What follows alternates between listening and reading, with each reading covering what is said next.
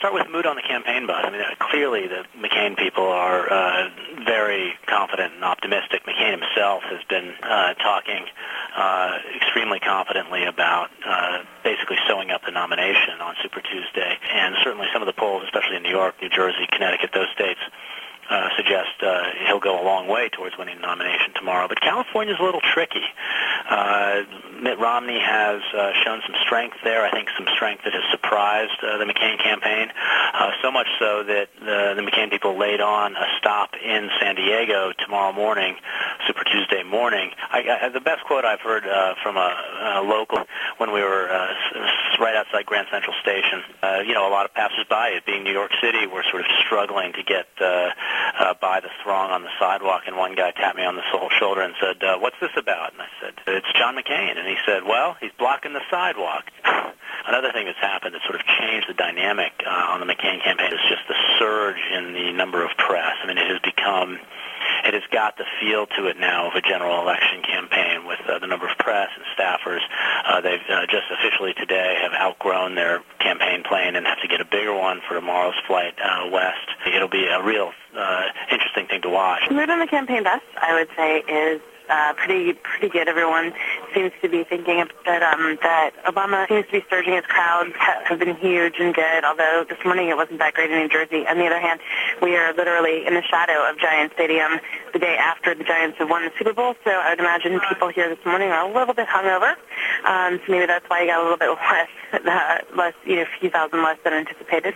But other than that, his crowds have been really, really big and really, really diverse. I would have to say that the best quote from the local was at a bar in Los Angeles where the waiter was absolutely insistent that he had a new logo. It was Obama a Go-Go. And he kept screaming it across the bar, "Obama a Go-Go, Obama a Go-Go," to which the Obama staffers we were with were a little bit sort of chagrined, and they would be like, Obama a Go-Go. But they got into it by the end of the night. And then, moving on from here, I don't think everyone sees this race, most people anticipate this race going on beyond Super Tuesday. On the other hand, we were all wrong about New Hampshire, and maybe the race will be over tomorrow, and we won't even know until tomorrow night. And that's what everyone's waiting for with bated breath. Greetings, all Swampcast listeners. This is Michael Scheer. I've been following the Romney campaign. The mood right now on the Romney bus is tired. Romney has enormous endurance, which he continues to exhibit despite several recent setbacks, including losses in a bunch of states he thought he was going to win. Mitt Romney is suddenly the underdog. He is trying to convince Republican voters that he is the only person who can keep the Republican Party the house that Reagan built. That's the phrase he keeps using. He's trying to be the anti-John McCain right now. He needs a healthy split Super Tuesday. That means he's not going to win a lot of the big states. He knows that, but he needs to win enough delegates in the caucus states. He needs to split California healthily so that he can go into the Conservative Political Action Conference on Thursday, which is happening in Washington, D.C., and be the hero to the true movement conservatives who have never liked John McCain very much. Mike Huckabee is challenging Mitt Romney in a lot of the southern states that Romney needs to win if he's going to be able to get the delegates. He needs to take down John McCain. These are states like Arkansas, where Huckabee is still polling very well, Georgia, Tennessee, Oklahoma, states with large evangelical populations. So far, Huckabee has been able to beat back the notion in these states that this is just a two-person race, which is what the Romney campaign has been selling.